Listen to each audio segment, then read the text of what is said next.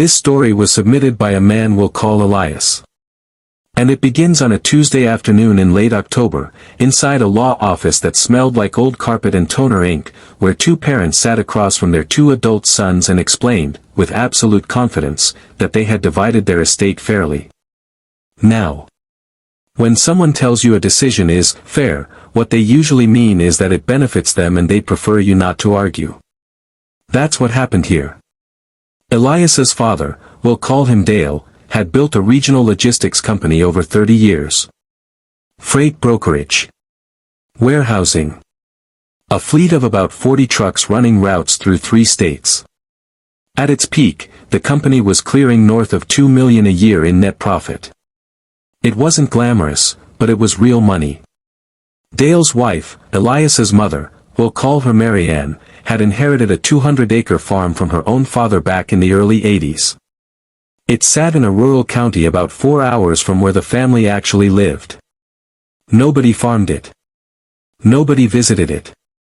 For decades, it just existed on the family's tax returns like a line item nobody wanted to talk about.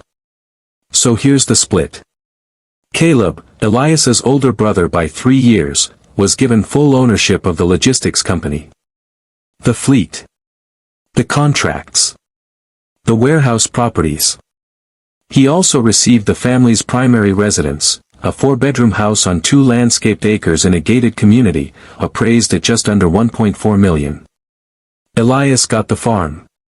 200 acres of fenced-in nothing in a county where the median household income was $31,000. The barn roof had partially collapsed.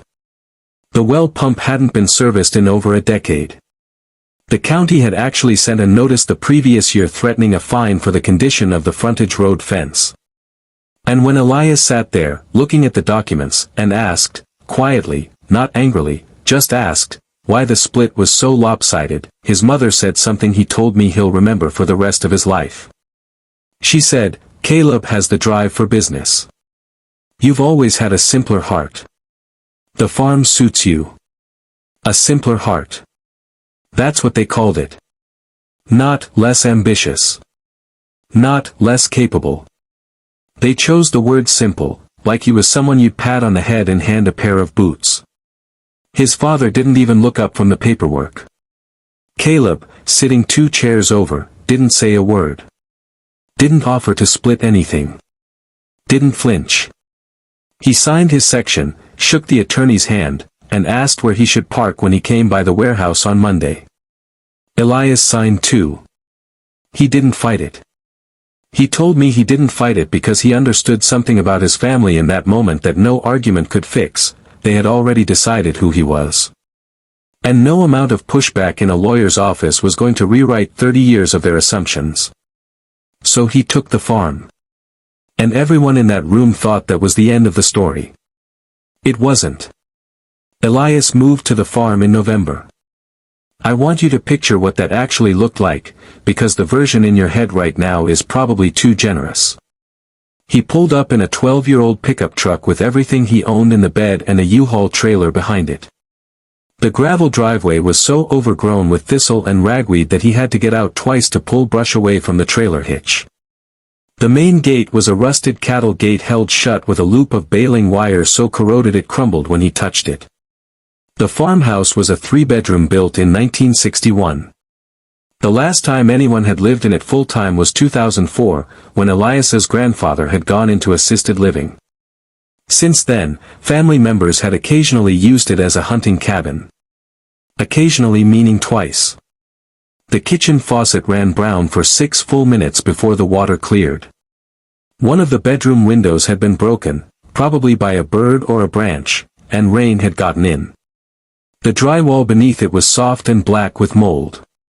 The entire house smelled like wet insulation and mouse droppings. The barn was worse. Elias described opening the barn doors for the first time and being hit with a smell so thick it had weight. Decades of damp hay, rotting feed bags, rusted machinery, and something dead, probably more than one something dead, buried under layers of collapse and neglect. Half the loft had given way. There were 3 vehicles in there that hadn't moved since the Clinton administration, a Ford 8N tractor with seized engine, a disassembled hay baler, and a Chevy C10 with 4 flat tires and a hornet's nest the size of a basketball under the dash. He had about $11,000 in savings. No income. No job lined up in a county where help wanted meant the gas station needed someone for night shifts. And for the first 5 months, Elias just worked. He cleared the barn by hand. Load after load after load into a rented dumpster he could barely afford. He pulled out old fence posts with a come-along and a pry bar because he didn't own a tractor that ran. He redid the well pump himself after watching 14 hours of YouTube tutorials, lying on his back in frozen mud, bleeding from his knuckles on corroded pipe fittings. He ate rice and canned beans. He heated the house with a wood stove he repaired with fire cement and stovepipe he bought off a guy on Facebook Marketplace for $60. He showered in water that was barely lukewarm because the water heater was older than he was and he couldn't afford to replace it yet. He told me about one night, January, maybe February, where the temperature dropped to 9 degrees and the pipes in the kitchen froze solid. He spent 4 hours under the house with a heat gun and a headlamp, thawing copper lines, while the wind came through the crawl space vents like a blade. When he finally got water running again at 2 in the morning, he sat on the kitchen floor and just stayed there for a while. Not crying. Not angry. Just sitting. Exhausted in a way that goes past the body and into something deeper. And during all of this, all of it, not one member of his family called to ask how he was doing. Not once. His mother didn't call. His father didn't call. Caleb definitely didn't call, but he did get one text from his mother, in December, asking if he'd filed the property tax extension yet because, and this is a direct quote, "We don't want the county coming after us for that." Not, "How are you settling in?" Not, "Do you need anything?" Just, "Handle the tax liability we dumped on you." Now. I tell you all of this not because it's unusual. Anyone who's ever restored a neglected property knows the work. The reason I'm telling you is because of what happens next, and it's important you understand who Elias was when the next part arrived at his doorstep. He wasn't some investor with a plan. He wasn't sitting on a secret. He was just a man with raw hands and a failing property, trying to turn something dead into something livable. He had no idea what was underneath him. By spring, Elias had cleared about 40 of the 200 acres. The front pastures were mowed. The barn was functional. He'd started running a small hay operation, custom cutting for neighboring ranchers who needed extra acreage, just to generate enough cash to keep going.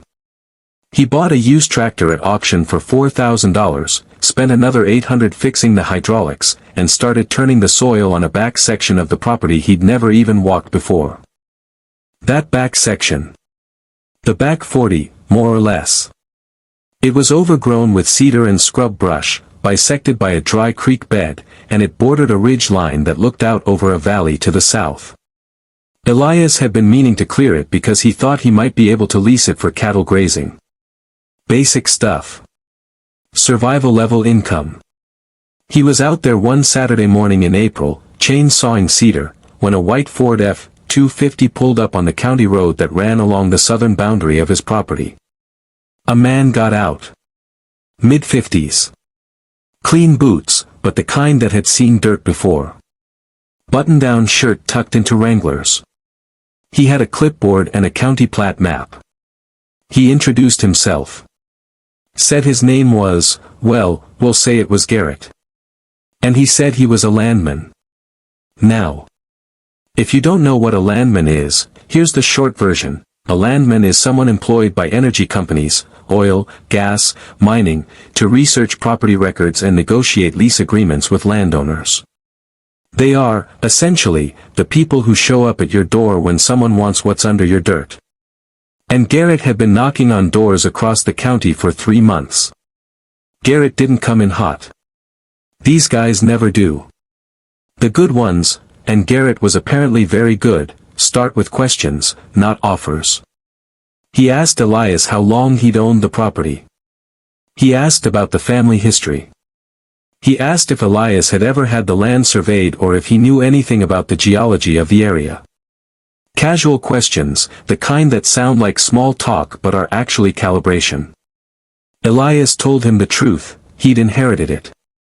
He didn't know much about the land's history beyond his grandfather running cattle on it decades ago. He'd never had it surveyed. He'd never even seen a geological report. And that's when Garrett said something that changed everything. He said, "Mr." and he used Elias's real last name, which I won't. "Are you aware that your property sits on the northeastern edge of what we believe to be a significant shale gas formation? We've been running seismic surveys on adjacent parcels for the last 18 months. Your 200 acres are of particular interest." Elias told me he didn't react. He said he just stood there, holding his chainsaw, and asked Garrett to repeat himself. Garrett did. And then he explained. The geology, simplified, beneath several layers of sedimentary rock under Elias's property, and extending across a wider region, there was a formation of shale dense with trapped natural gas. The energy company Garrett represented had already secured lease agreements on over 6,000 acres surrounding Elias's parcel. They'd drilled 2 test wells on neighboring properties. Both had come back productive. Elias's property wasn't just of interest. It was, based on their seismic data, sitting on one of the most promising pockets in the entire formation. The ridge line on the back 40, the one Elias had been clearing cedar from that very morning, was directly above the target zone. Garrett handed Elias a card and said the company would like to discuss a mineral rights lease. He said they'd be in touch. Now. Here's what Elias did next, and it's the reason this story goes the way it does instead of the way it goes for most people. He didn't call his parents. He didn't call Caleb. He didn't call anyone in his family. He drove to the county seat the following Monday and pulled his own deed. He sat in the recorder's office and read every word of the document his parents had signed over to him. And there it was, the clause that would eventually be worth more than his father's entire career. The deed transferred the property to Elias with, and I'm paraphrasing only slightly from the legal language, all rights, title, and interest, including but not limited to surface rights and subsurface mineral rights, in perpetuity. His parents' attorney had used a general warranty deed with a standard mineral rights inclusion clause. No carve-outs. No reservations. No retained interests. Every molecule of gas, every grain of lithium, every drop of oil beneath those 200 acres belonged, legally and irrevocably, to Elias. They weren't just being mean, they were being lazy. They handed him a general warranty deed because it was the cheapest path to getting rid of him. In their rush to push Elias out of the family circle, they pushed him right into a tax-shielded fortune. Why? Because nobody thought there was anything down there worth keeping. They gave him the land the same way you'd give someone a broken appliance, just to get it off your hands and stop paying the disposal fee. They didn't review the mineral rights because the mineral rights, to them, had zero value. The farm was a tax burden. A liability. An inherited headache from Marianne's side of the family that they'd been too lazy to sell for 20 years. And so they signed it all away. Everything above the dirt. Everything below it. Elias didn't call Garrett back right away. Instead, he did something that most people in his position don't have the patience for. He hired his own attorney. Not a family attorney. Not some general practitioner from the county. He drove 3 hours to a city and retained an energy law firm, a firm that specialized specifically in mineral rights, oil and gas leases, and landowner representation. It cost him nearly every dollar he had left. He told me he remembers sitting in that attorney's office, wearing a flannel shirt with a rip in the elbow and boots caked in mud, across from a woman in a tailored suit, and thinking, this is either the best money I've ever spent or the last money I'll ever have. It was the best money he ever spent. Over the next 3 months, Elias's attorney went to work. She reviewed the seismic data the company provided. She brought in an independent petroleum geologist to evaluate the formation beneath Elias's property. She researched comparable lease agreements in other shale plays across the country. And she negotiated. Now, here's where I want to pause and ask you something. If your family treated you like a landfill, dropped their unwanted weight on you, called you simple, and walked away without looking back, until they found out you were sitting on a goldmine, would you let them back in? Would you open that gate? Subscribe if you're keeping it locked. And I'll tell you what Elias did. The lease that Elias's attorney negotiated was not a standard deal. Standard landowner leases in shale plays typically offer a signing bonus of somewhere between $1,000 and $5,000 per acre, plus a royalty of 12.5% to 20% on production revenue. Elias's attorney got him a signing bonus of $8,500 per acre. On 200 acres, that's a one-time payment of $1.7 million, before a single well is drilled. The royalty rate she negotiated was 22%. The production estimates on his parcel, based on the test wells on neighboring properties, projected annual royalty income in the range of $600,000 to $1.1 million per year, depending on gas prices and extraction volume. And there was a clause, Elias insisted on this, that retained all surface rights. The energy company could drill, but Elias kept the land. Every acre. Every fence post. Every blade of grass. He signed the lease in August. The signing bonus hit his account 4 days later. And he told no one. Now, let's talk about Caleb. While Elias was spending his first year crawling under a frozen farmhouse and eating rice out of a pot, Caleb was living what he clearly believed was the life he was always meant to live. He had the company. He had the house. He had the title, literally, CEO of a family logistics operation with a 30-year reputation and a client list that basically ran itself. All he had to do was not wreck it. He wrecked it. The first thing Caleb did was lease a new personal vehicle through the company. Not a work truck. A BMW X7. $63,000 on a 36-month term, expensed entirely to the business. Then he renovated the office. New furniture. Glass-walled conference room. A lounge area with a flat screen and a coffee bar. $70,000 in cosmetic upgrades to a building that housed 8 employees and didn't see a client face-to-face more than twice a month. Then came the expansion. Caleb decided, against the advice of the company's operations manager, a man named Ray who had been with Dale for 19 years, that the company needed to move into last-mile delivery. E-commerce fulfillment. The hot sector. The growth play. He signed a lease on a second warehouse. He hired 12 new drivers. He bought 6 new box trucks. He took on debt, significant debt, against the company's existing assets to finance all of it. The problem was simple, Caleb didn't understand the business he'd inherited. The logistics company made money because of its existing contracts, long-haul freight for regional manufacturers, steady and predictable. Last-mile delivery is a completely different animal. Margins are razor-thin. Volume requirements are enormous. You're competing against companies with billion-dollar infrastructure. Within 8 months of Caleb taking over, the last-mile division was hemorrhaging cash. The original freight business was still profitable, but Caleb had been pulling resources from it, drivers, trucks, warehouse space, to prop up the new venture. Client satisfaction dropped. 2 of the company's 3 largest contracts came up for renewal.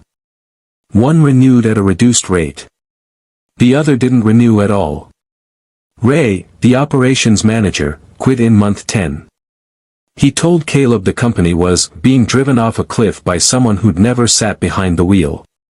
Caleb told Ray he lacked vision. By the end of year 1, the company was operating at a net loss for the first time in its history.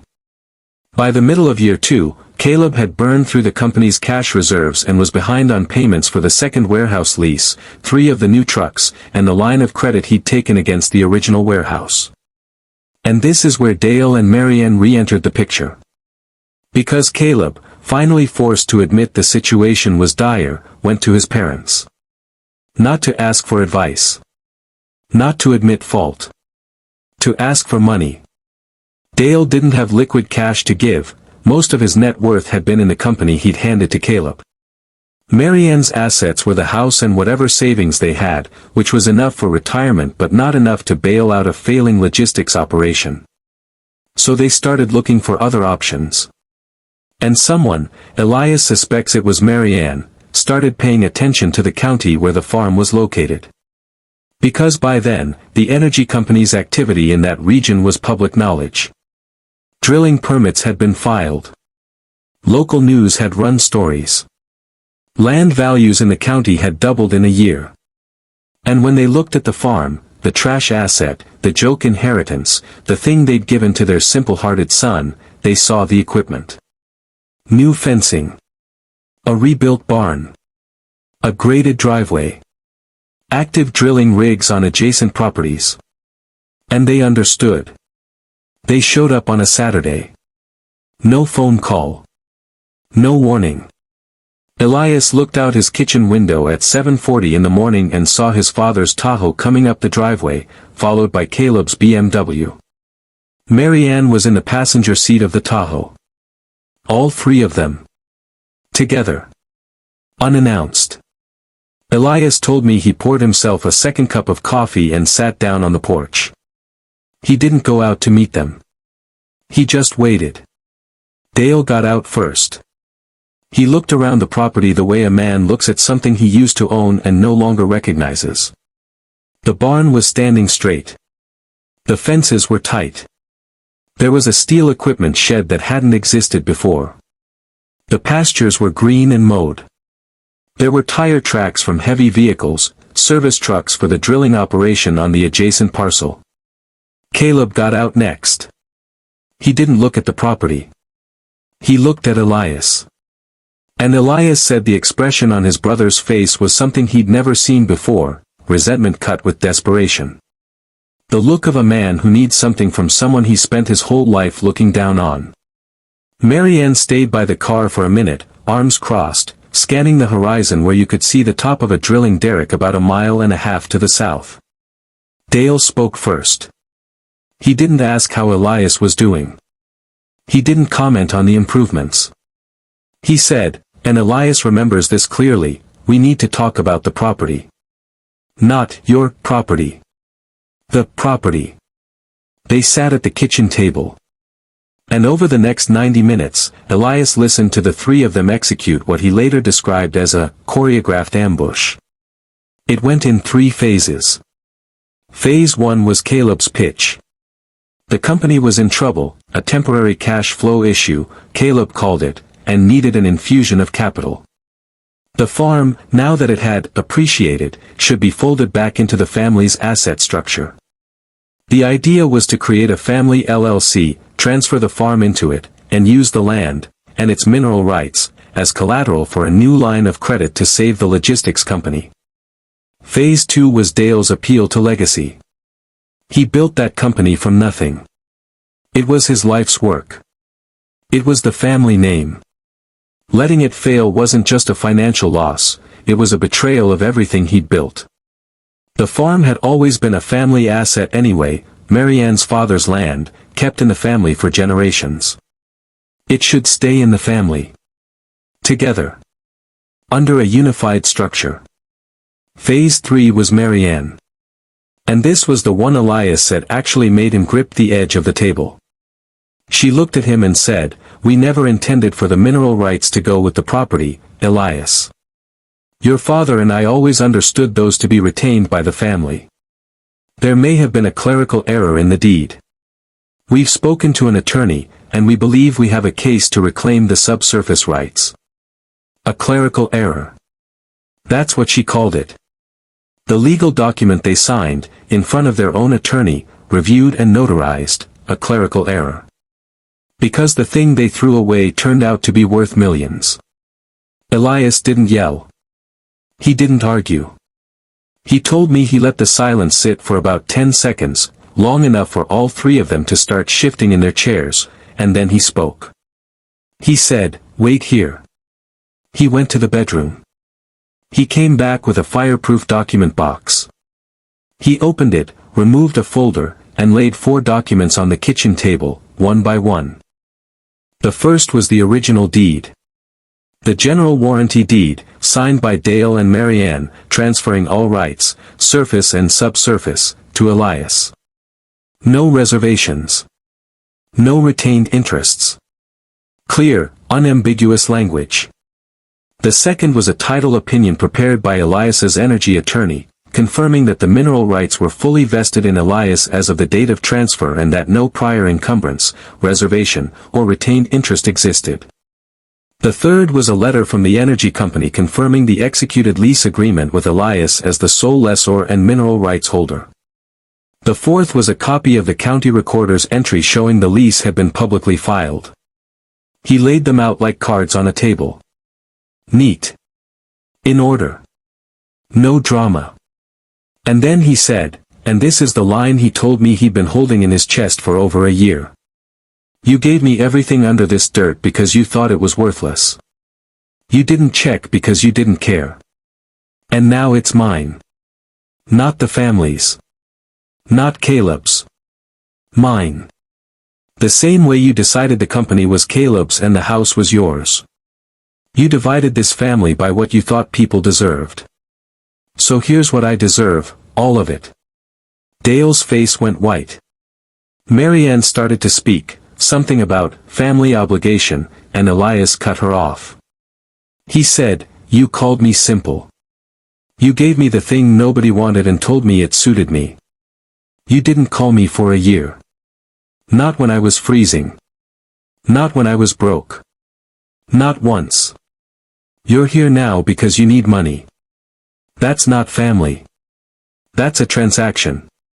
And in this transaction, you have nothing I want." Caleb tried one more angle. He said, and the audacity of this still gets me, he said, "You wouldn't even have this land if it weren't for Mom and Dad." And Elias replied, "You wouldn't have a bankrupt company if it weren't for Mom and Dad either. We both got what they gave us. The difference is I made mine worth something." The visit lasted another 10 minutes. Most of it was Dale staring at the documents and Marianne cycling through variations of guilt. At no point did any of them apologize. At no point did any of them acknowledge what they'd done. The entire conversation, from start to finish, was about what Elias owed them. He walked them to the door. He watched them drive down the gravel road. And he went back inside and finished his coffee. Now, Marianne did follow through on her threat. Sort of.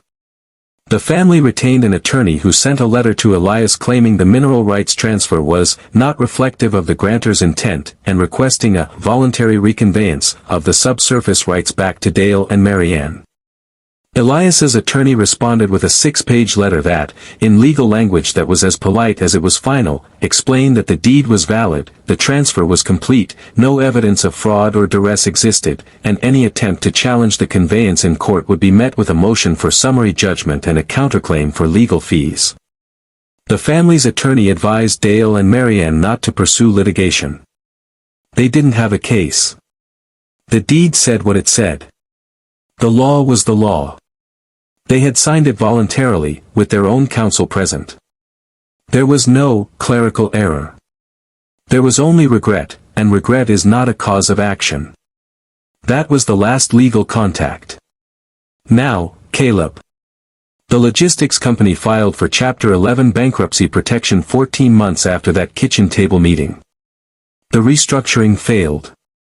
It converted to Chapter 7 liquidation 6 months later. The fleet was auctioned. The warehouses were sold. The client contracts, the ones Dale had spent 30 years building, were absorbed by competitors. The company name was dissolved. Caleb, personally, had guaranteed several of the business loans. He lost the BMW. He burned through his savings covering legal and accounting fees during the bankruptcy. Last Elias heard, through a distant cousin, not through direct contact, Caleb was working as a fleet dispatcher for a regional carrier. Not management. Operations floor. The family house, the $1.4 million estate that Dale and Marianne kept for themselves, was refinanced twice during Caleb's crisis, as they tried to pull equity to help him. By the end, they owed more on it than it was worth in a cooling market. And Elias? Elias stayed on the farm. He used a portion of the signing bonus to finish restoring the property. New roof on the farmhouse. Modern well system. A proper workshop in the barn. He paid off every debt he had, which, given that he'd been living on rice and grit for a year, wasn't much. He invested the rest conservatively. Index funds. Treasury bonds. A financial advisor he trusted, not a family member with a pitch. The royalty checks started arriving the following year, once drilling commenced. The first full year of production brought in just over $700,000. The second year, with gas prices climbing, it was higher. Elias didn't buy a mansion. He didn't buy a sports car. He bought an adjacent 80-acre parcel when it came up for sale, expanding the farm to 280 acres. He started a small cow-calf operation. He hired one full-time hand, a local kid out of high school who needed work. He fixed up the old C10 from the barn, the one with the hornet's nest. Drove it into town on weekends. He told me he likes the mornings best. He said there's a spot on the back ridge, the one above the Shale Formation, the one where Garrett first found him cutting cedar, where you can see the whole valley at sunrise. He goes there most days. He drinks his coffee. He watches the light come over the tree line. And he doesn't answer calls from numbers he doesn't recognize. Here's what I'll leave you with. Elias's family made a decision that most families make in one form or another: they ranked their children. They decided who was worth investing in and who was worth discarding. And they dressed it up in language about hearts and simplicity, because that felt kinder than saying what they actually meant, which was that they'd picked a winner and a loser, and they expected both sons to accept the assignment. What they didn't account for is that value doesn't care about your assumptions. It doesn't care what you think is worthless. It sits there, underground, silent, waiting for someone patient enough to find it. They gave Elias the dirt. He kept digging. And when they came back for what was underneath it, the only thing he owed them was the view from his porch as they drove away. This has been Christopher. If this story stuck with you, you know what to do. I'll see you in the next one.